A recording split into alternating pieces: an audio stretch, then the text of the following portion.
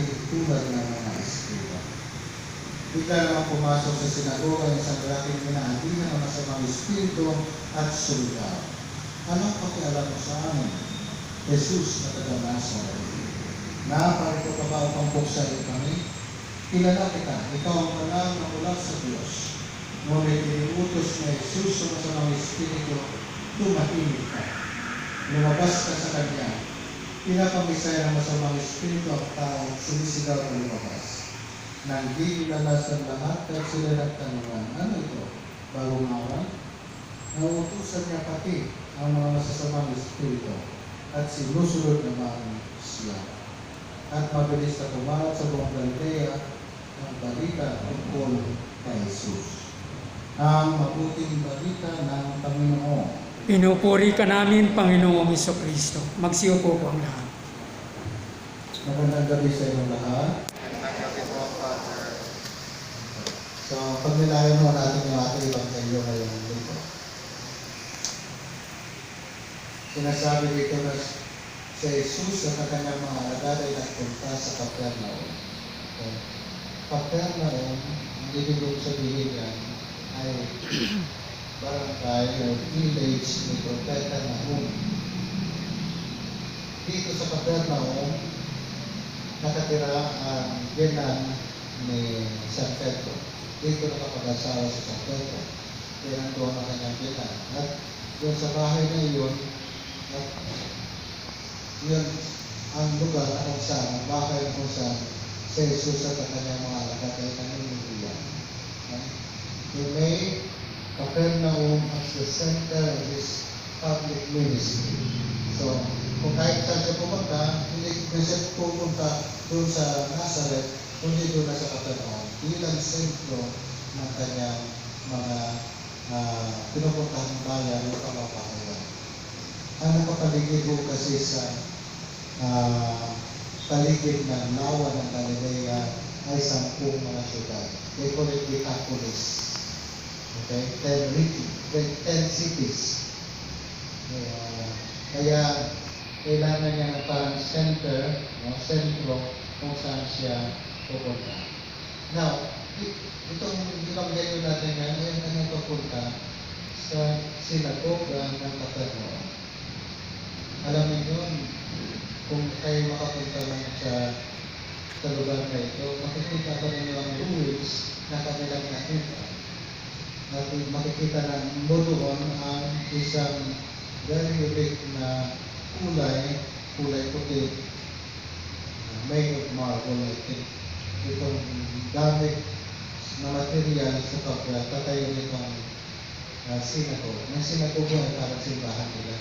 Pero hindi ko yan kasi laki yung simbahan natin. Siguro itong lugar na ito ay parang ganyan na tayo. Ito yung ating pinagdadalo sa akin.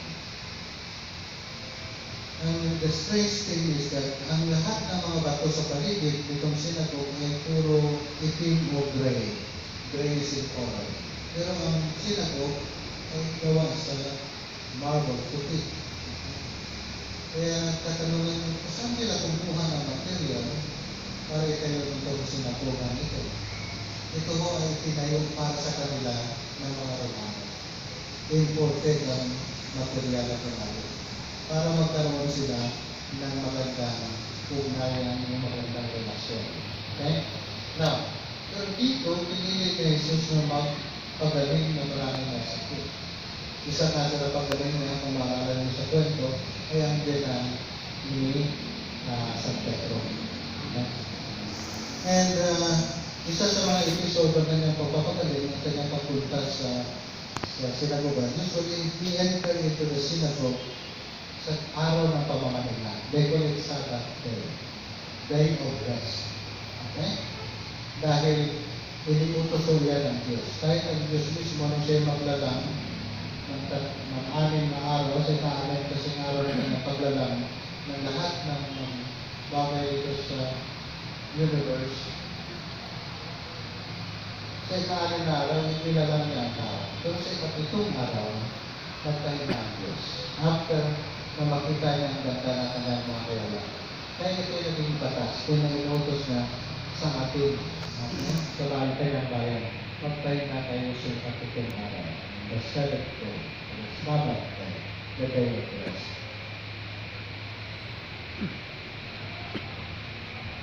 Mga kapatid, may mga tao din that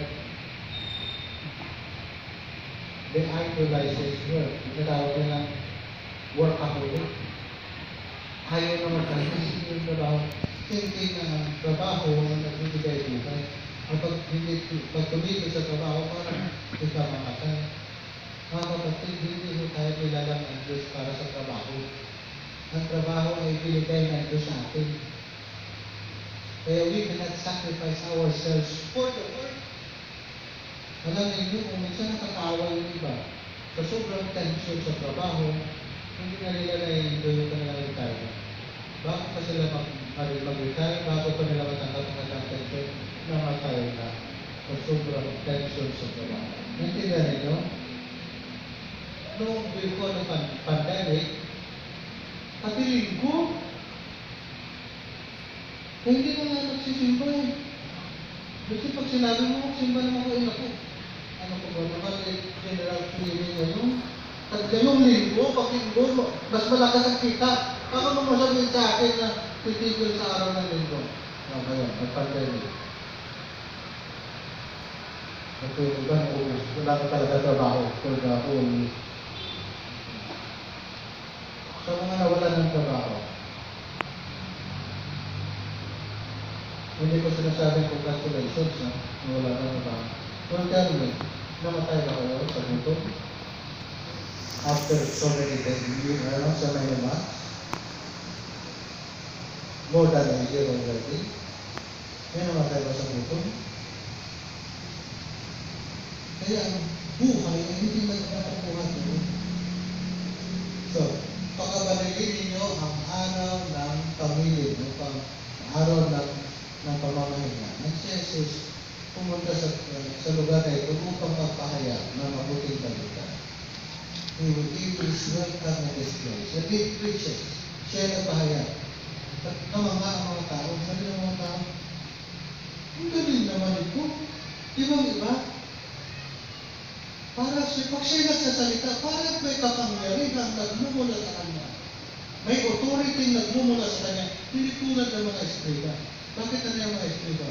They read the scripture, they try to learn about it, and then they memorize it, and then they give it to, ipapahayag nila sa mga tao.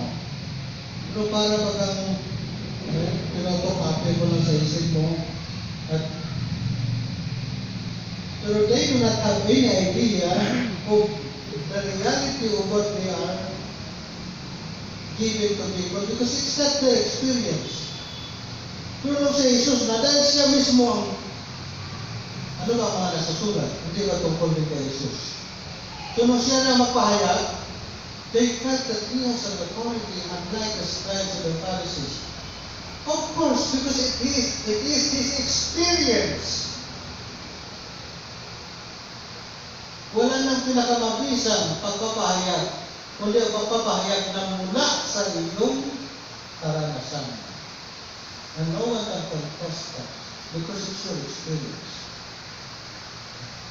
Di ba ho ang kwento ng mga taong itinukwento lang nila yung chismis na nangyayari sa kanila. Kaysa sa tao mismong nakaranas ng pangyayari. Okay? Anyway, nangyayari din naman yan. Hindi ko alam kung may karanasan kayo. Dalawang teacher. Yung isa ay talaga naman napakadali magpatulog. Mataas naman ang kanyang credential. Doctorate. Pero pag nagturo na, siya lang nakakaunawa. Mas lahat ng mga estudyante, meron ko natin yung professor na ganyan. Talagang pinagtuturo ng university dahil maganda yung credential niya, ang daming achievement. Pero pag nagturo na, lahat na hirap ko. Kasi pupunta dito, pupunta doon. Siya na nakakaintindi naman yung mga intindihan niya. Kaya alam niyo, parang gusto namin magbaho ng toothpick, kung nagalang dito sa mga parang mga tulog.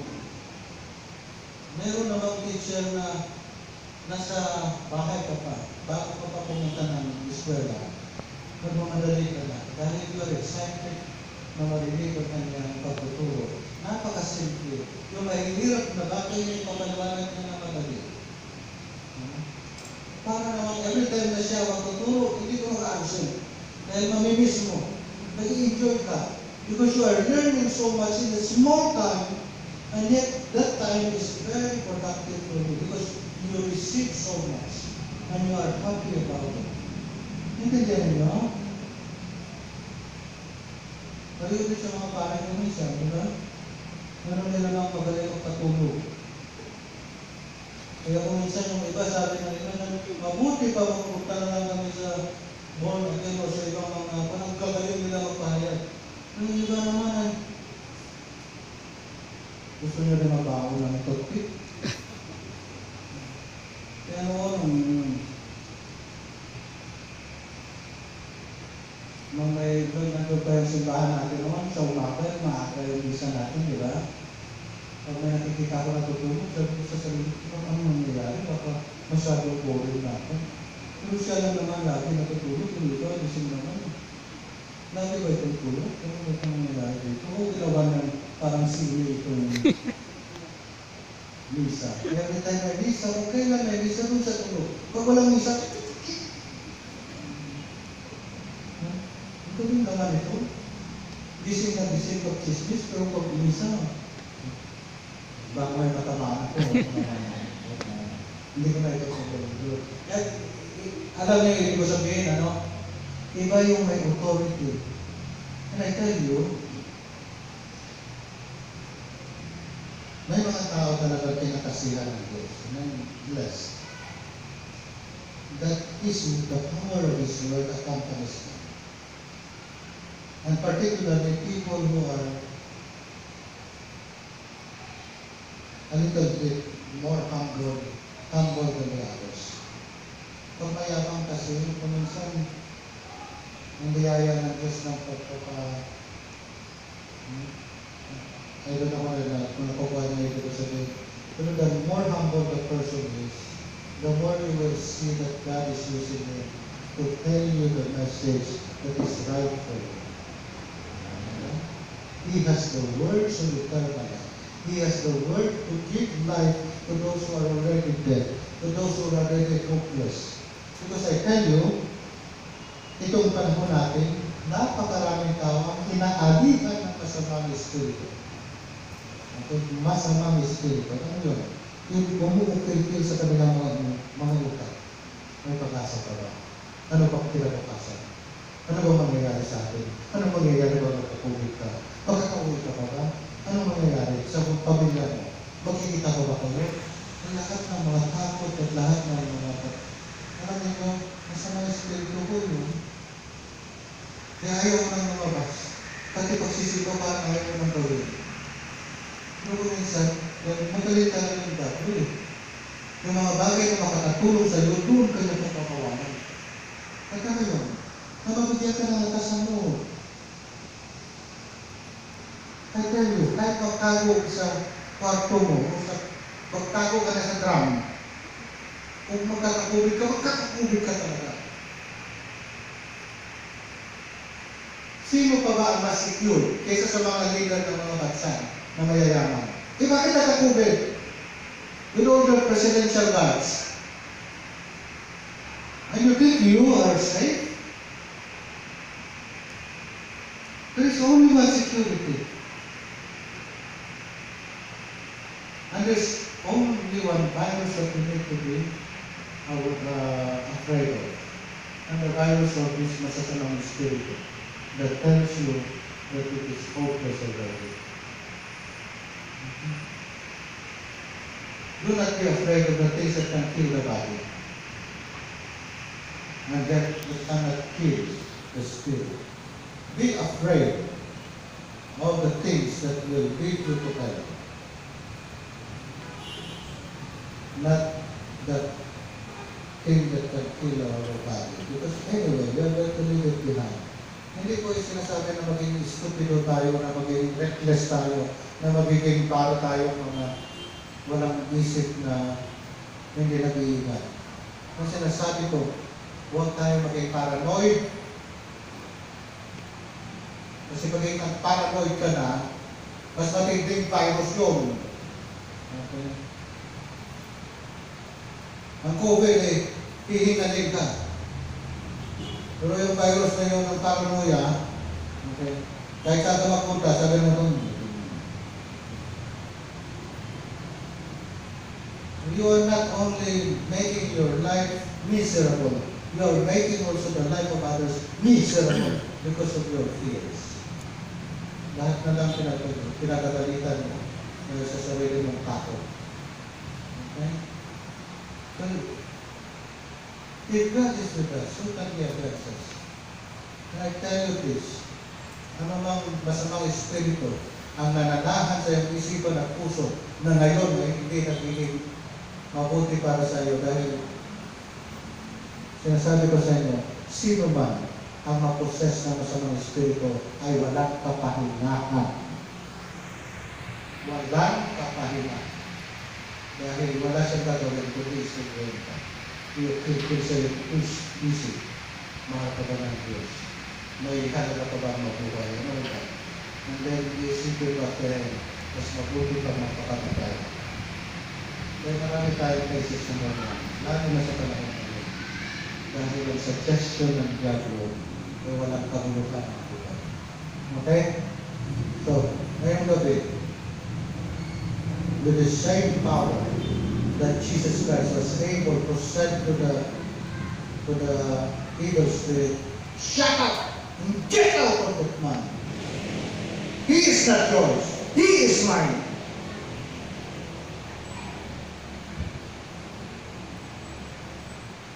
Many times, the devil cannot get out because we want to collaborate with them.